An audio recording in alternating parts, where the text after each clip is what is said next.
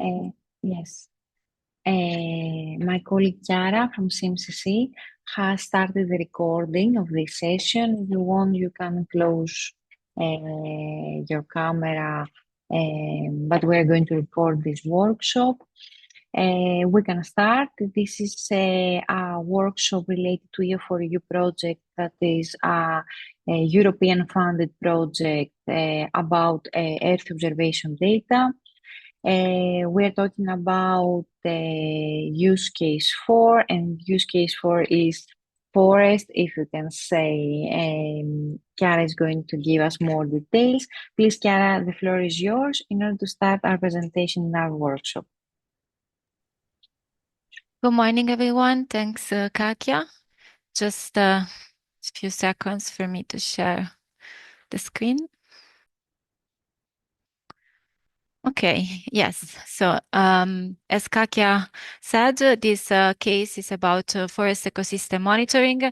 My name is Chiara Aquino. I'm a researcher at the EU-Mediterranean Center on Climate Change, or CMCC Foundation, based in Italy. So there are some barriers to the efficient use of Earth observation data.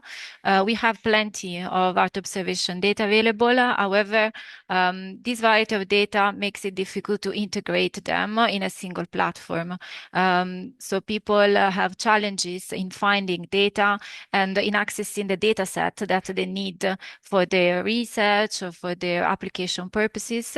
The data landscape is very fragmented, and it takes time to search, to understand the data set, to find the type of data set that is suitable for the user. And also there is a lack of tools that can allow users to download and process Earth observation data in a simple way as well.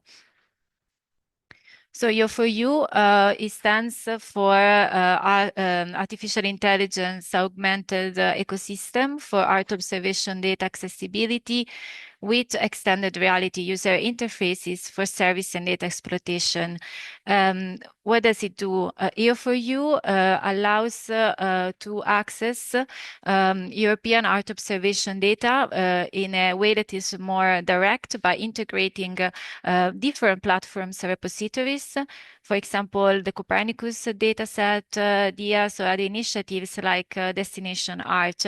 So they are all together in one place. And there are multiple ways in which the user can interact with this data to a multi-layered user interface coupled with a workflow editor, which we will show you during the course of this workshop. There is a command line interface as well for the more experienced user where they can launch their own application programming interface or API to download tailored data. There is also the possibility of visualizing data in an extended reality or XR interface. So this is one of the 7 use cases that we are showcasing on our platform. This specific one is about forest ecosystem monitoring, and we chose this case because there are a few challenges that we wanted to address.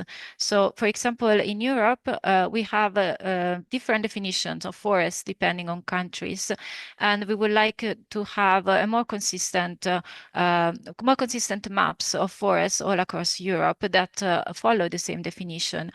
The other issue is to have maps that are updated more often. So there are products from Copernicus, for example, on forest cover. There are different land cover maps, but these maps are only released for specific years. Like, for example, the ESA work cover product at the moment is only available for 2020 and 2021. So the users might need to have data from specific years that are not present in these maps. And the other issue is that we need to improve the distinction between the forest and a non-forest area, especially agricultural land, which sometimes is also confused with forest areas. So the purpose of this is to have accurate forest maps that, for example, can help countries to improve the greenhouse gas emission reporting, so emission that come from deforestation or fires. So what is known as land use cover change, or LULUCF. So this means that the data will be more standardized, it will be more transparent, and this will be able to comply for the UNFCCC compliance. So our duties to report emissions. And also the idea is to have a more continuous, more consistent forest monitoring across multiple years. In this way, we can understand patterns of deforestation and degradation. So EO4EU in this sense is very helpful for this case, as it helps us to access really easily high resolution Earth observation data. So the user doesn't have to build their own API. They don't need to download the data locally on their own PC. They can do that through the platform. And this simplifies a lot the access to the data. So they can choose their preferred region and time where they want to study the forest. So the other ability of EO4EU is the ability to integrate in situ data. In our case, we have combined Earth observation data with data on the ground, which I will introduce in the next part of the workshop. This has improved the accuracy because we have specific precise data of forest on the ground. Then we also have the ability to use machine learning, which is embedded in this platform, which allows us to classify forest land with high precision. And the outcomes that we reached was to have, at the first run, 80% to classification accuracy in the pilot region. The forest has been standardized to align with the FAO forest definition. And then we also allow this to permit us to have faster and more frequent inventory updates on forest land. So what are the potential applications? The target users are, as I mentioned before, national governments, statistical environmental agencies that have to report on forest land or on statistical data related to forest. Also forestry and timber firms that need to monitor the state of the forest. NGOs, insurance, international organizations related, for example, in forest protection. These maps, we hope, will support forest management. It's data that can be used for afforestation, reforestation, and conservation plans, also for policy and biodiversity planning, and to inform protected areas and restoration actions. The whole project was designed to be scalable across the whole EU and beyond. And the prototype is ready for commercial exploitation. The machine learning model has been developed for our pilot region, that was Austria. And the integration in the platform is still in progress because we are adding more data. We are improving our accuracy, and we are in the process of getting higher accuracy for our maps. So before moving to the next part, where I'm going to explain the algorithm we use more in detail, I will pass the floor to Kaki again, which will introduce you more in detail to the EO4EU platform. Thank you, Chiara. Thank you for your presentation. Just let me share my screen and start the presentation. Just give me 1 minute. Okay. Wait a minute. Oh, sure. Okay. I believe that now you can see my screen, correct? Yes. Perfect. So, what is EO4EU platform and EO4EU project? It was a European project that tries to harmonize and to integrate under, if you can say, one umbrella, all the existing Earth observation data sources in order to give to the users an easy way in order to process, download data, process data, and visualize data. So this is, if we can say, our key elements. We would like to connect all Earth observation data sources under one platform. We would like to give also techniques and tool sets to the user, like machine learning and data fusion techniques, in order to process data and to analyze data in some way. Of course, to give also to the users tools like their own notebook in order to process their advanced data, and to visualize data through data analytics visualization. We are having also an augmented reality feature inside the visualization. And what were, if you can say, the gaps and why it was a need for this project? It was because we are having a lot of diverse sources and information. You understand, we are having quite different APIs in order to download data. These APIs change through time. You are having different user credentials for the users. The data are fragmented, and for example, from different sentinels here, there, here and there. Of course, there is a difficulty in order to retrieve it, and at some point you are having lack of full tools to download. Excuse me. So, who is going to benefit of all of this? Of course, the researchers and the academia, as you understand. We are talking about people that are working with Earth observation data, Earth observation data providers, because we are giving the way in order to test and validate data sources and to give to the users to benefit from that. Citizens and scientists, of course, that we're having about the climate change. The policymakers, because we're going to use and we're giving this, if you can say, platform to all the users, the private sector, and we are having standard development organizations like OpenEO.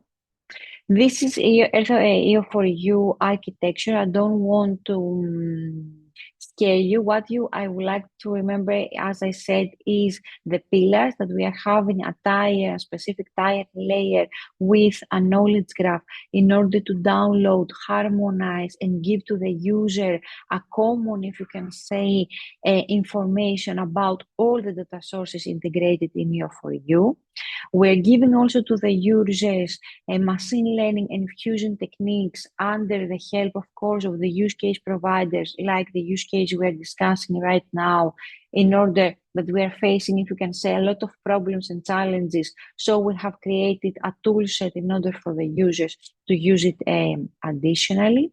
Of course, we're giving to the users visualization processing, like the graphical user interface, integration with API, File Explorer, the integration with OpenEO API, so in order to access the platform externally.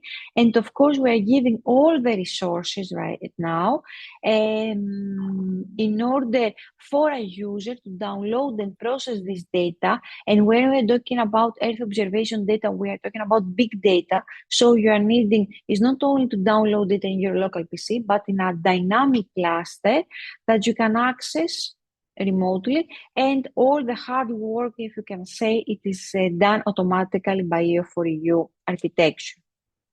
So why a user to use EO4EU? As we are saying, it's one-stop shop for data sources. There is no need to have different accounts in different APIs of data sources. There is a common space in order to retrieve data.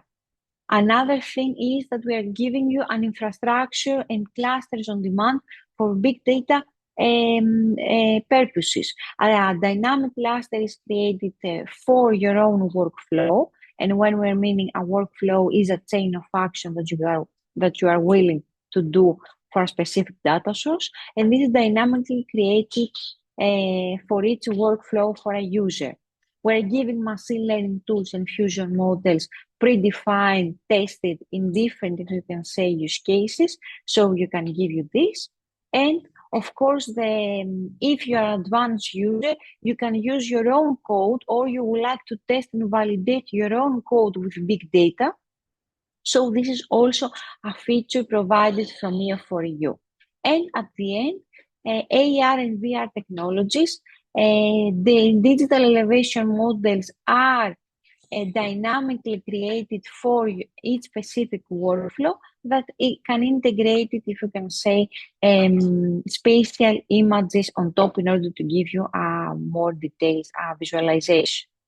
So, for an example, if you can say a practical example, if we are a user, what I can do for you, you can enter in the platform, you can search data sources, select different data sources from Sentinel, from HumanChat, from Sentinel-1, Sentinel-2, Sentinel-3, you can create a workflow, a chain of actions. For example, I would like to download it and visualize it. This is, if you can say, a simple chain of actions. You can use predefined functions and models like the one that we are going to present from use case 4.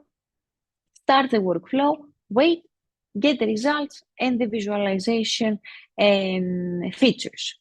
Another thing that you can do is that additionally with your search data sources coming from the Sentinels for a specific area of interest, you can also upload your own data because you are having a CSV, you are having in situ data that you would like to combine it with the pre-existing data sources and to create a new workflow. This is also an option.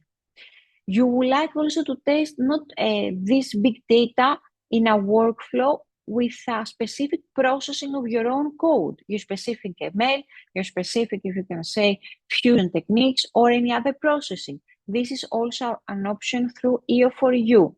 All the other steps, start the workflow, publish the workflow, get the results and the visualization is also an output.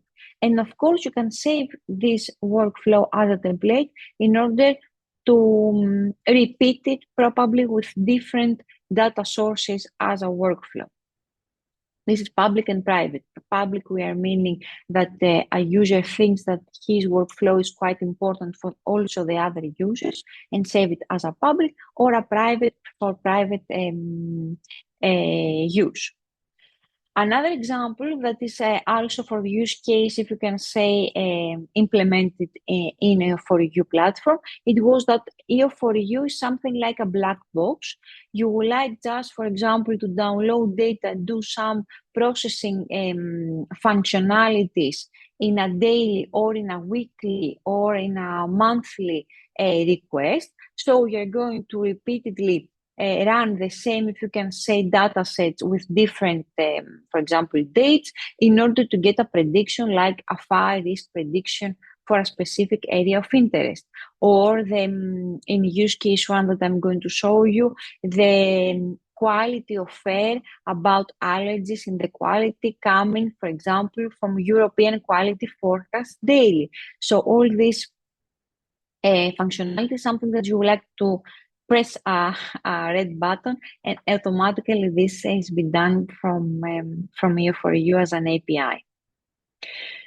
So a user, and I'm going also to share in a while the link in the chat.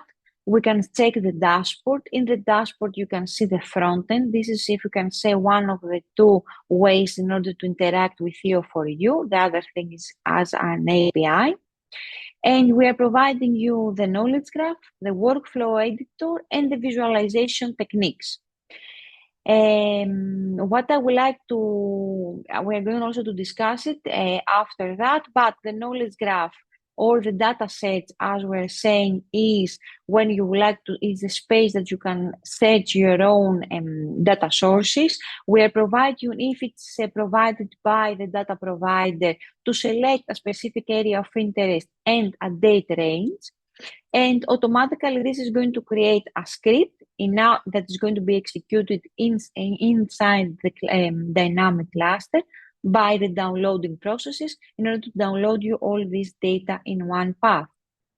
This is, if you can say, how you build a workflow, is a drag and drop in the workflow editor, a drag and drop option. You can select the data sources in the previous step that you would like to be downloaded. You can integrate your own, if you can say, notebook or Python code that you would like to execute or to use any other tools. And then there is the data output, how you visualize the data. This is coming, for example, a use case that we have already shown as use case 6, that we are having several fusion processing techniques in the data sources. We're having the mail and the data output, the user would like to check it also with a visualizations technique in the graphical user interface, also to use AR XR feature. Data visualization, when we are discussing about data visualization, we're discussing about numbers, features, CSVs, JSON, that is like that can be created that can be visualized in a graph or in a specific section. File Explorer is to download data as it's produced by our own cluster. AR XR is something like the image that we are going to present to you also to this use case, that you can visualize the geospatial images on top of a digital elevation model that is created. Another option that we are going to present it also that we are giving to the user is an application probably in a VR environment. Here we are using Oculus MetaQuest, in which you can, that you can select, for example, your own workflow, and you can visualize it in space, that you can take it with your glasses. So the output of this platform can be visualized in VR. I think it's something useful, especially, for example, for fire risk, like we are in a period, especially in South countries that we are facing right now, like a problem, that you can visualize it and check it in a daily scope about what is the fire risk of your own area. The same is also an augmented reality. There is also an application that is in right now in the testing and the validation period, in which you can visualize the geospatial, if you can say, images on top of your camera, together with your camera.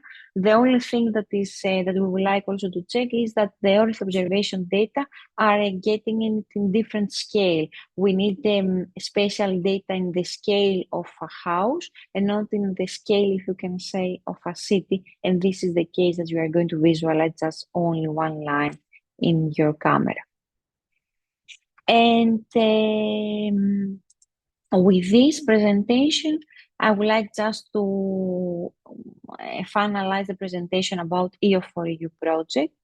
I don't know if you have any questions that we would like to discuss before to proceed with the next presentation.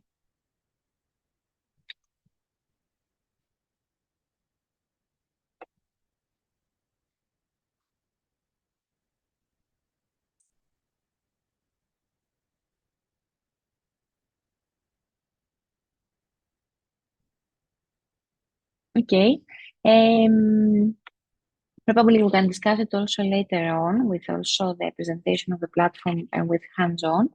Chiara, do you want to proceed with the next section, please? Yes, of course. I'm going to share again my screen.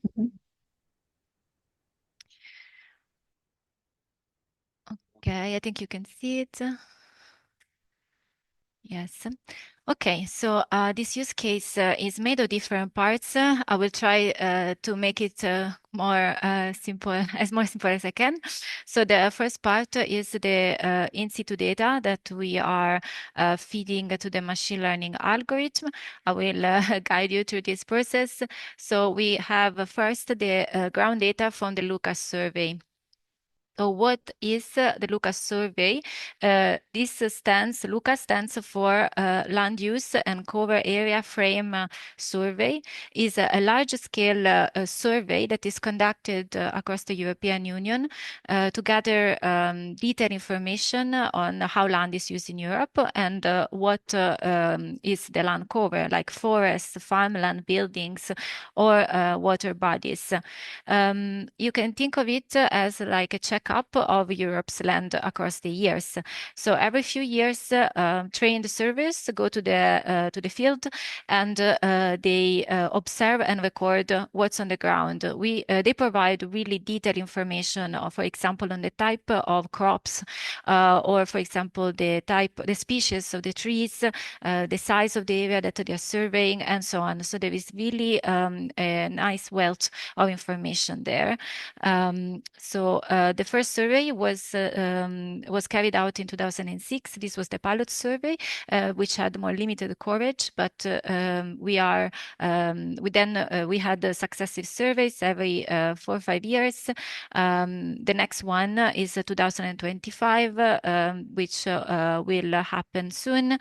And it's not just about field visits. Also, there is an element of photo interpretation. So also in the office, the surveyors check through remote sensing images the type of land cover or land use. So this data is quite important to support different policies across the EU, and the classifications are aligned with international standards. So I mentioned this before. We are using the FAO definition, and the same does Lucas related to forest. So when they classify an area as forest, they are using the FAO definition, which says that a forest is considered as such if it is in an area that is more than 0.5 hectares, the tree height is more than 5 meters, and there is a canopy cover of at least 10%. So I want to give you here on the right just an example of the type of classes that are recorded to the Lucas survey. So we have, for example, artificial land, cropland, and within each one of these subclasses, like cereal, root crops, there is also the type of crops, like if it is maize, if it is grains. So we really have a lot of detail. The same for woodland. We have bird classes for broadleaf, coniferous, and mixed woodland, but within each of these classes, we also have the species of the trees that are surveyed, and so on for all the other land cover classes. So we decided to, for our case, I mentioned that we looked at Austria, but also since forests don't follow borders, so we were looking also at the wider ecoregions. So the areas are those that you can see on the map in the light green and in the dark green. So we are looking at the Alps conifer and mixed forest, and then the Western European broadleaf forest class. These are definitions that are taken from a specific data set called Resolve, which classifies the world in different ecoregions. So we collected all the Lucas survey points in these two areas. So we were able to collect 40,930 points. We used the 2018 campaign. Even if there was a 2022 campaign, the data is not fully available, for example, on Google Earth Engine. So we decided to stick to the 2018, but obviously there is the possibility to update that to the more recent data. And the data collected, for example, that is useful for us is the tree height, the percentage of land cover, so how much forestry there is in each point surveyed, what type of land use, and the parcel area. This helped us to decide which of these points were forest and which we decided were not falling into the category of non-forest. And here I just put a snapshot on the bottom of a table coming from Lucas with the different columns representing all the information available. So we also have information on the observation type here. So if the observation has been measured in the field, or if it has been done to photo interpretation. And also you can see here the percentage next to it, the percentage of the land cover. So for example, how much of the class buildings is present in this plot. So we can decide, for example, to apply a threshold and decide to exclude some points that do not have a full coverage of forest if it doesn't follow the FAO definition. So next, we are going to look at the satellite data. We use Sentinel-1 and Sentinel-2, which I'm going to introduce now. So starting from Sentinel-2, Sentinel-2 is a pair of satellite. We have Sentinel-2A and Sentinel-2B. They were launched by the European Space Agency as part of the Copernicus program to monitor Earth's surface from space. Sentinel-2 is an optical satellite, which means that it uses the sunlight reflected from the Earth to monitor the land surface and is used mainly to monitor land and vegetation. An index that is quite useful for vegetation specifically is the NDVI, which stands for Normalized Difference Vegetation Index. This is an index that helps us to understand how healthy and green plants are. NDVI works because plants reflect a lot of near-infrared light, which we cannot see with the naked eye, and they absorb visible light, the red, especially in the red part of the spectrum, for their photosynthesis. So the NDVI is the normalized difference between these two bands, the near-infrared and the red, and it helps us to understand how green or active the vegetation is because of photosynthesis. We can imagine it as a measure of the greenness of the vegetation. So this index helps us to understand how healthy or stressed vegetation is. Other application includes monitoring crop health, track drawers, map of forest cover as in our case, and also watch how the land use changes over time. So what do they mean, the NDVI values? In the graph that you can see on the right, you can see that there are different values that are associated with multiple classes. So for example, if we are close to -1 or like to 0, we are looking at the bare soil or water. Then the more we go towards 1, then we are getting healthier, denser vegetation. So you can see that it can allow us to classify the different land cover types. However, Sentinel-2, being an optical dataset, has some limitations. First of all, it needs images without clouds. So if there is clouds, we won't get any acquisition. The other problem that we have with vegetation is that the NDVI index saturates when canopy is full, which means that we are not able to have a realistic classification, a realistic value, because it will stop at a certain limit. And also, it's difficult just looking at the NDVI value alone to distinguish trees from other green land cover types, for example, green grass or crops that are very healthy, as maybe they will have a very high NDVI value as well. So a good idea is to combine it with radar data like Sentinel-1, which I'm going to introduce now. Sentinel-1 is also part of the European Space Agency mission as part of the Copernicus program. This is a radar data, so it works differently than optical data. It can penetrate clouds, being like in the microwave region, the signal. So it works in all weather, and this allows us to have constant acquisition. The other point of Sentinel-1 is that it interacts with the structure of the vegetation. So it gives us different information about the ground. For example, the biomass, the density, or also we can use it to look at the structural changes in the forest. There are other applications beyond the forest sector, for example, monitoring floods or checking sea ice movements and earthquakes, for example, but also in agriculture, land use changes. And then given these properties, these cloud penetrating properties, we can use it for the full year forest monitoring. So the third part is about the analysis that we are doing using the Sentinel data. We chose to apply a time series analysis, which means that we do not look just at a single value, at a single image, but we are looking at multiple images over time. So in this way, we can look at the seasonal changes in the vegetation. Why do we do this? Because as I said before, if we just look at a single value in NDVI, there is like confusion between multiple classes. Sometimes we cannot distinguish if that class is a forest or an agricultural class.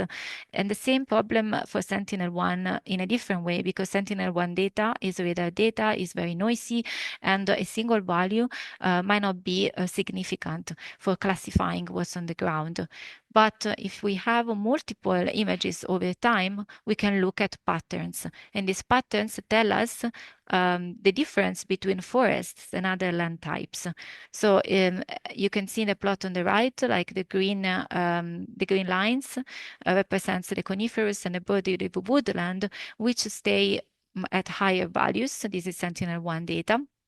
While we can see that the crops that have a different cycle and artificial land, which is less, which returns a lower signal compared to the broadleaf or the coniferous woodland, is quite well distinguished from the trees. So this allows us to have a distinction between these classes. So our methodology, we decided to collect data from Lucas, so for the information in each survey point, and we connected that with the corresponding image from Sentinel-1 and Sentinel-2. In this scheme, I only have Sentinel-2, but we did it for both the data set. Then we extracted the time series. So the plot that I showed you before for each point. For this part, because we were training the data set. We were downloading data from Google Earth Engine.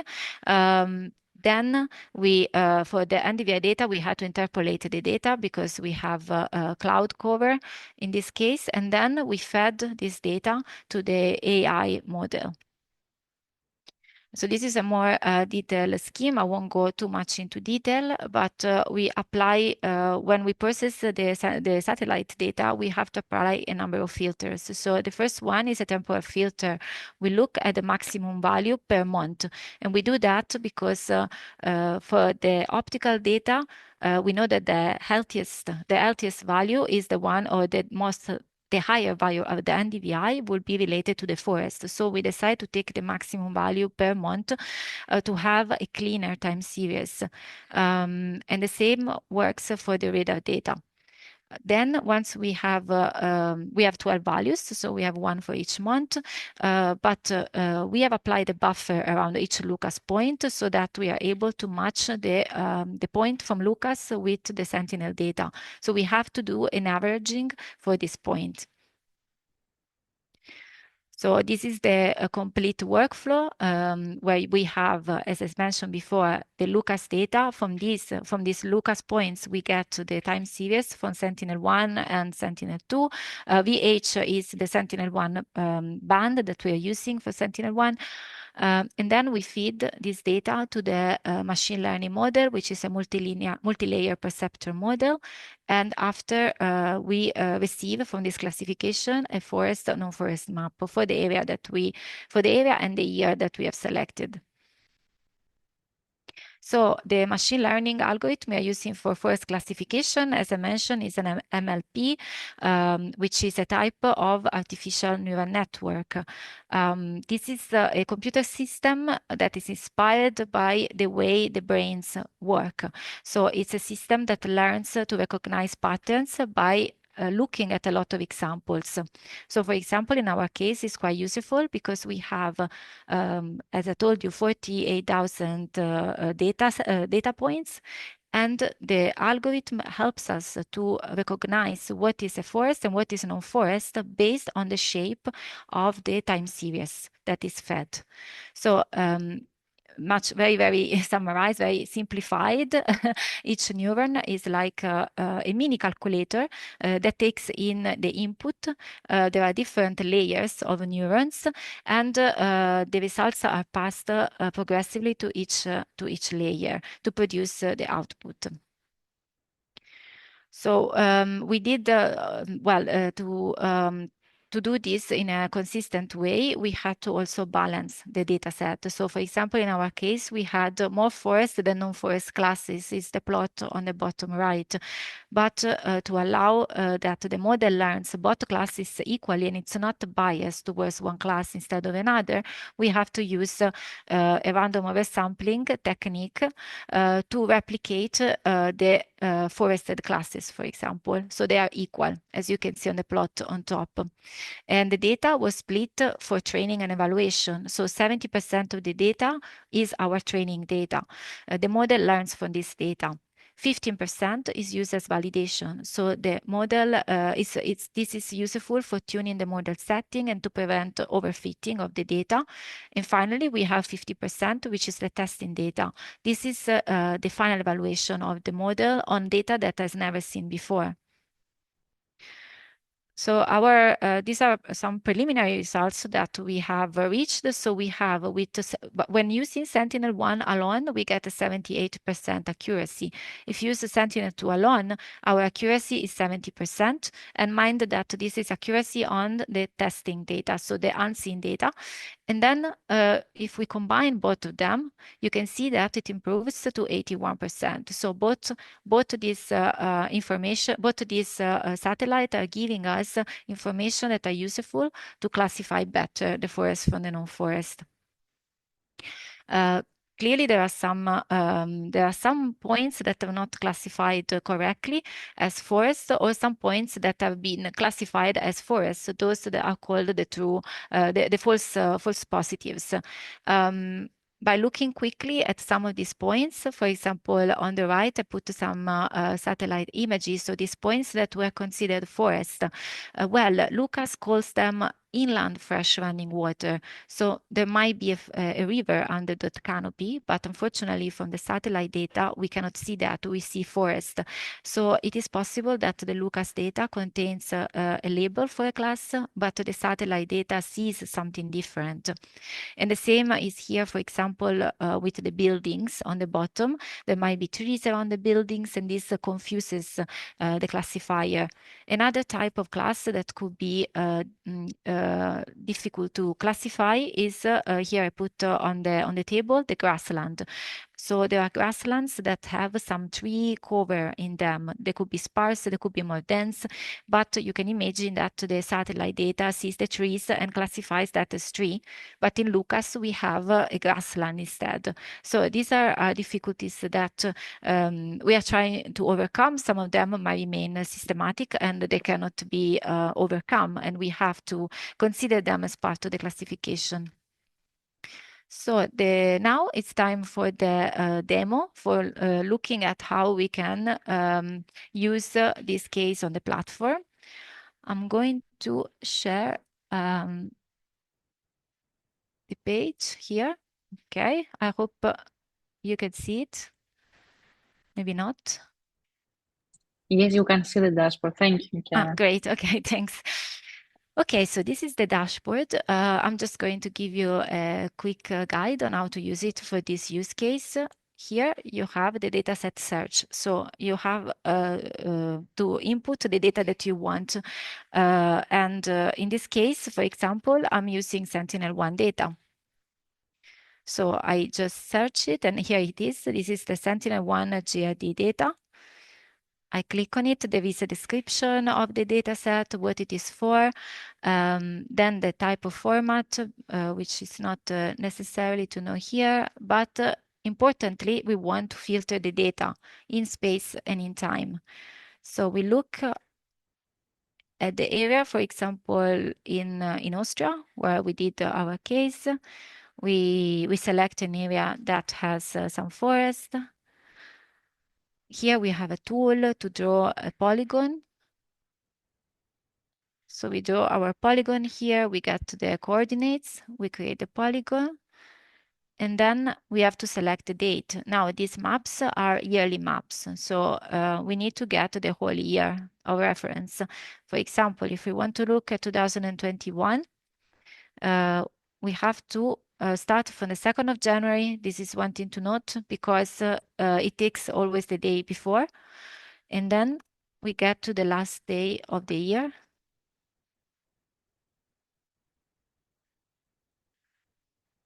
Okay, and we select. We need to create the polygon if we have not done it before. And now that we have selected the space and the time, we can generate the script.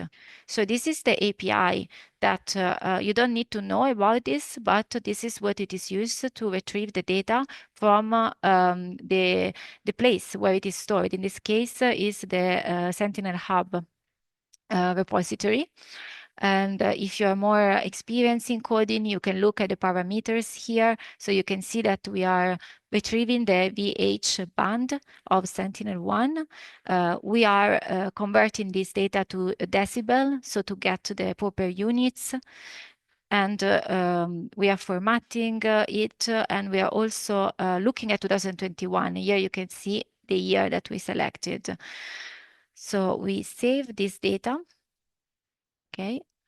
Now you have to look at the most recent data. So this one, so it's we can call this Austria test for 2021. So we select this data set and we create the workflow. So now we get to the next step. It's the workflow editor. And here it is, Austria test 2021. You can see also your old workflows. So you have to click on the three dots here and you get to the workflow editor space. So sometimes you need to refresh the page. So let's see again. Okay. Yeah, here it is with all the algorithm available. So what do we need? We need a data source. In our case, is the Sentinel-1 dataset that we have selected. We also need an output. We can decide to have an output as a customer face and also as the AR XR interface. Then we need to find the algorithm that we need. First of all, in the Fusion, we need to prepare. This is the first image preparation. This is what I was explaining to you before. So from Sentinel-1, in this case, it will extract 12 images, taking the maximum for each month. And then we have to feed this output to the machine learning. And this is, in our case, the first prediction. You can also see that here we have plenty of algorithms which were developed for the other use cases. And then we need to connect all the different bits. Okay. So once we are ready, we save the workflow and then we publish. And you can see that it's compiling. It has compiled and now it's publishing it. So here in the notification, you should be able to see the different processes. So I have a lot of processes from before, but at some point you will have a pop-up with the workflow that you've launched. To go back, you have to click on EO4EU if you want to see the other workflows. And now it should be running. Okay. So you can visualize it as a chart. In this case, the chart for a this specific use case is not very useful because we are just looking at classes of 0 for non-forest and 1 for forest. What is more interesting is to look at the map. So I can show you previous workflows, which I already have the data for, so we don't have to wait too much. So for example, I run it for an area in Romania, which also has central, let's say, European forests or like temperate alpine forests in a different way. We can look at the so the results here will be in the results forest prediction. and it will be the class. So will be classified as a 0 or 1, but we also have the probability. So how likely it was that this pixel was classified as forest or non-forest. And so we can click on it. We should be able to see it.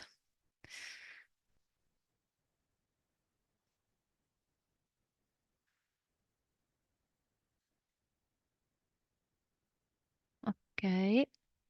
Okay, it's just getting there.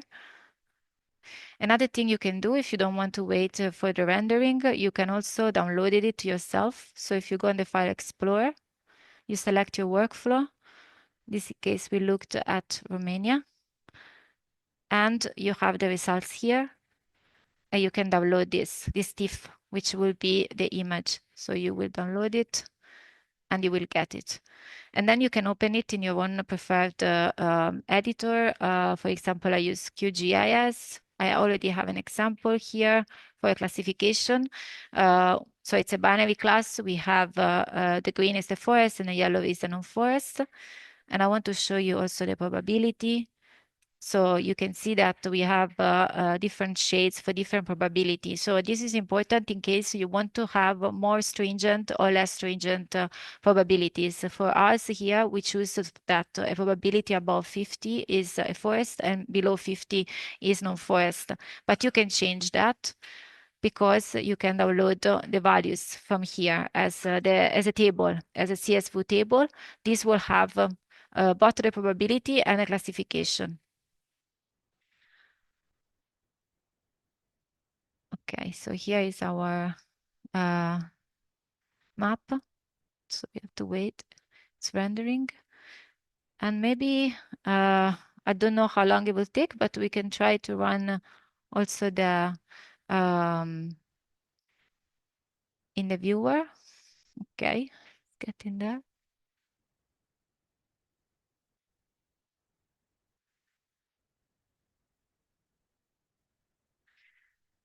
In the meantime, while we wait for this to launch, maybe if you have any questions, I think we have unmuted the participant, but you can also write in the chat if you want.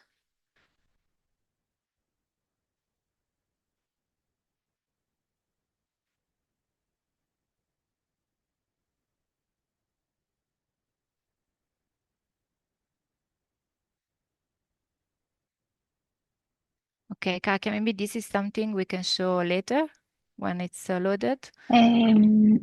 Yes, I don't know. Do you want to check again or make a refresh to the page just for Yeah. any case? What I would like also to present to the users from your interface is the following. First of all, you're going to have in the is this loaded? No, we're waiting. Okay. I want to just to identify that the following. First of all, we are having a tutorial and a user guide in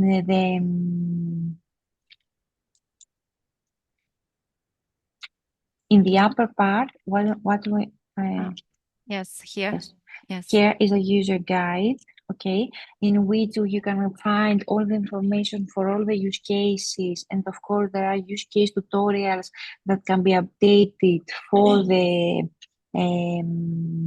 the use cases and the workshop. So you can find step by step all the processes in order to download and create the workflows.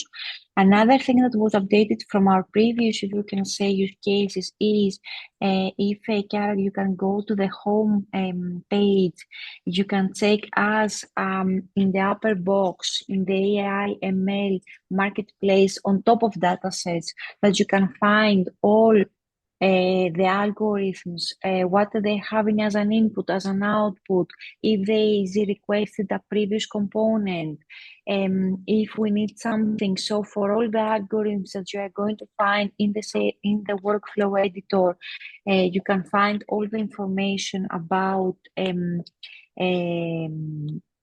these functionalities, what is the input and what is the input and the output. And if you can go also, Chiara, I can guide you to, I'm sorry about that. And you can go, for example, can you create an empty workflow? The process is the following. You go to the, or you can give me access in order to do it myself. So you need the access for sharing? Okay, I'm going to share my screen, okay? Okay. Okay, so if there is a possibility also to create an empty workflow. How I can make this? I'm going to the workflow creator, and when we are talking about workflow creator, or not an empty, Jupyter workflow. Just I'm pushing create. What I would like to do is to create a workflow in which I don't want to have any data inside, or you can select your own data. The thing that I would like to show you is the following. As Chiara presented, probably you can have the data source, the data output, and then as an option that I would like also to show to you, you can give your own Jupyter, if you can say, notebook that you can upload it online, and you can have all the processing of this notebook. This is also an option. Do you see my screen? Yes, Kaki. Okay. The right screen, the Jupyter configuration. Wait, just okay, perfect. So this is also a Jupyter configuration that you can upload your own Jupyter, and then you can write your own requirements in order to run. And also as just let me show you something else. As a user, you can find in all the algorithms and the use cases the related description inside of all the functions. The merging, for example, use case for example, we are talking about forest image preparation. In our case, we are having in which case you are going to use it as a fusion, what are going to be the input, what you have to search, for example, for the knowledge graph as an example, the description, some area of interest, and what are going to be the output, what you have to expect as an output, for example, from the fusion algorithm, and what can be the next component. So this is some notifications. I would like to share also some good and bad news. We had today, because we're talking about today, a warning from the Planet. Planet is also a platform about Sentinel-1 and Sentinel-3, about that we have faced our quotas for our month in our subscriptions. We are talking about 100,000 requests per month. And this is quite big because use case one, Sentinel-1 and Sentinel-3 is used by also use case 4, but is also used for other use cases. So this is meaning that the users have entered in our platform and use it in our month quite extensively about these two Sentinels and what is the need. We are going to top up. So probably today you are not going to have access to Sentinel-1 and Sentinel-3. We are hoping tomorrow that we're going to resolve this warning and this top-up. Just an indication about that. I don't know if you have any other questions. Probably we can go.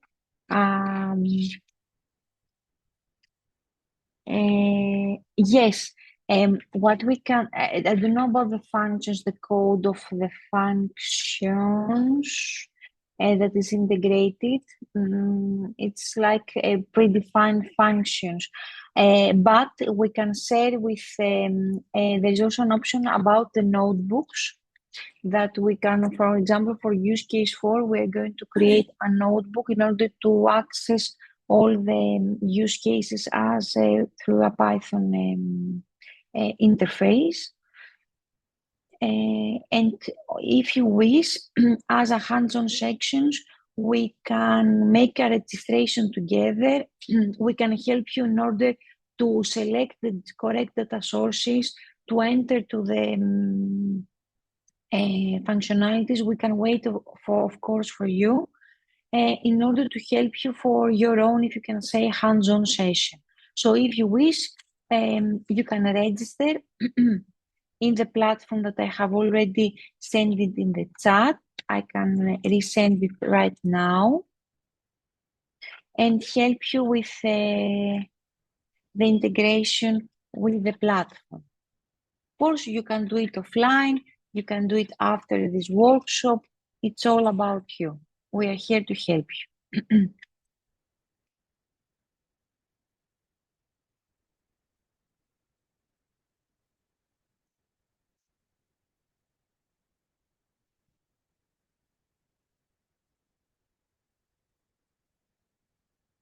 For example, okay,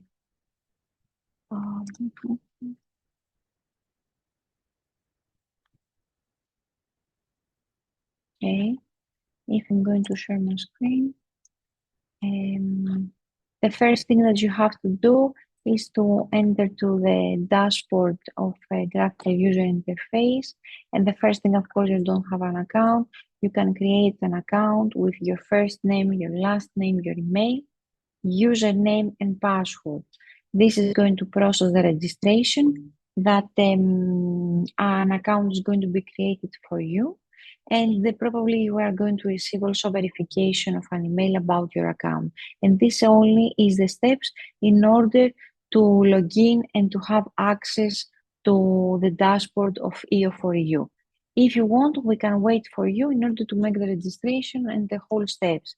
Just an indication, if I'm not mistaken, in the username and the password, we don't accept the empty characters. You have to not fill in gaps inside, for example, in your username.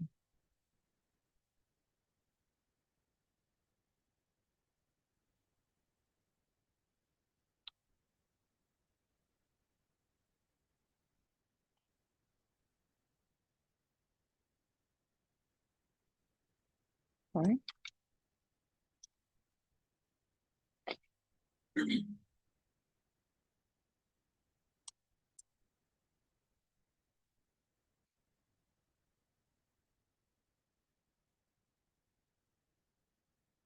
Correct. Pablo also answered also to the rest of the partners that we are having a GitHub. If you are interested in a specific, if you can say, fusion or a machine learning component, we can share the code with you through the GitHub, the GitLab of the project.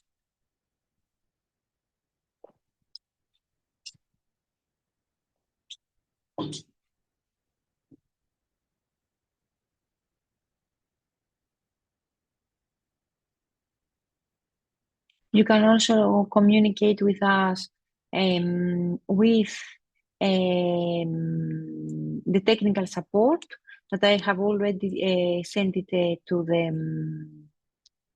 the chat. All the workshops are going to be uploaded in our YouTube channel. And of course, we are here for you in order to facilitate the integration in the platform.